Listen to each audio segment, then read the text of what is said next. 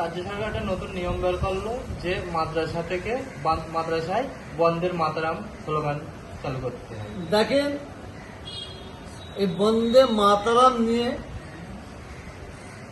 কোর্টের মধ্যে একটা রায় হয়েছে। মহামান্য আদালত বলেছে বন্দে মাতারাম কেউ গাইতেও পারে, কেউ নাও পারে, কেউ গাইতেও পারে, কেউ নাও পারে। বন্দে মাতারাম গাওয়াটা পাপ নয়। যদি কেউ গায় অসুবিধা নেই, আর যদি বন্দে মাতরম কেউ নাও গায় তাও অসুবিধা নেই। এখানে কোনো জোর জবরদস্তি নেই। কিন্তু এটা বাধ্যতামূলক করেছে তো, এটা বাধ্যতামূলক করলে হবে কি? একদিকে ইসলামিক আইন আর একদিকে দেশের আইন। আমরা যেমন দেশের আইনকে সম্মান দিয়ে দেবো, আর আমাদের ইসলামের আইনকে আমরা যেমন সম্মান দিই তেমন দেবো। আমরা দেখব ইসলামিক আইনের সঙ্গে দেশের আইনের মিল খাচ্ছে কিনা।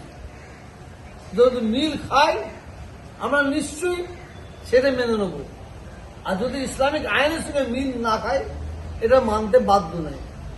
দুদিন পরে বলবে যে দেশের অবস্থা খুবই খারাপ, জমি জায়গা কমে যাচ্ছে, কর্মস্থানে মুসলমান মরে গেলে কবর দেওয়া যাবে না, পুরাতে হবে।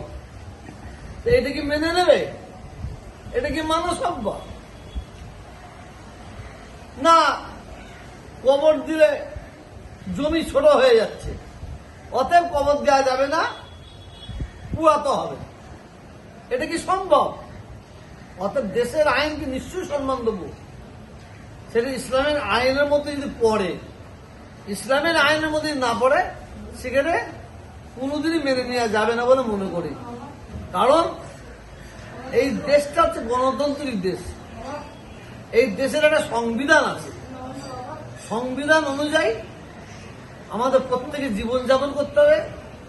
গণতান্ত্রিক দেশ, নিজস্ব কিছু মতামত থাকতে পারে প্রত্যেক ধর্মের, তার ধর্মের মতামত দিয়ে তারা ধর্ম পালন করবে, এটা আমার বিশ্বাস।